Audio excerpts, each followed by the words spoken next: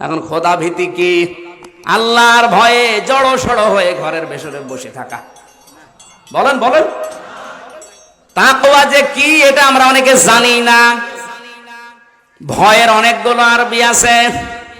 ইনজার মানেও ভয় দেখানো, খাউফ মানেও ভয়, তাকওয়া মানেও ভয়। ওই সমস্ত শব্দ বাদ দিয়ে আল্লাহ তাত্তাকুন দিলেন কেন? খাউফ বলা হয় ওই ভয়কে যেটা মানুষ বাঘ দেখে পায়, সাপ দেখে পায়। পুলিশ দেখে ভয় পায় না মানুষ? পুলিশ দেখে যে ভয় পান, এটা খাউফ। আর তাকওয়া আল্লাহর নিষিদ্ধ কাজগুলো ঘৃণা ভরে ছেড়ে দেওয়ার নাম তাকওয়া। আমি কথা বোঝাতে পেরেছি?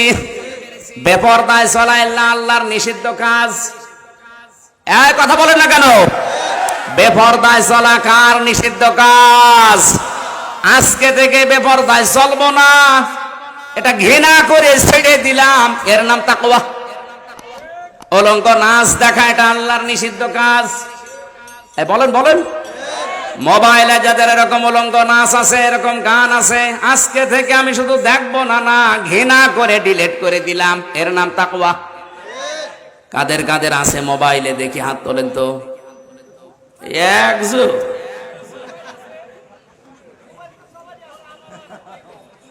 না না, আমি তো এটা বোঝাতে চাই। আমি বলতে চেয়েছি যাদের মোবাইল এরকম ওলট পালট জিনিস আছে, এই মুহূর্তে ডিলিট করবেন। খালি ওয়াজ শুনতে আসে না, এক্ষণে ডিলিট করেন। আর এই রমজানে সিদ্ধান্ত নেবেন, জীবনে যতদিন বেঁচে আছি, শয়তান যতই ধোঁকা দিক, যৌবনের তাড়নায় পড়ে হলেও আমি এই হারাম কাজে আর যাব না। যদি ঘৃণা করে আপনি আজকে ছেড়ে দিতে পারেন, একটা অনির্বচন শোক আপনি পাবেন। ছাড়বেন কারা কারা? হাত তোলেন তো। হাত তোলার দরকার নেই, আপনাদের এই চরিত্র কিরকম আমার বোঝা হয়ে গেছে। দাড়িওয়ালা মানুষ 80-90 বছর বয়স যদি হাত তোলে যে আমি ডিলিট করে দেবো, ওর মোবাইল দেখি। দাদা দেখি মোবাইল দেখি। পরিমনের নায়িকা নাকি মাহিয়া মাহির কি আছে দেখি, দেখে নিয়ে আসেন, আসেন এদিকে আসেন। আপনার মোবাইল দেখে তারপর বাস শুরু করছে। মোবাইলে আপনার হাত তোলা দরকার কি? মোবাইল যাদের আছে তারা হাত তোলেন।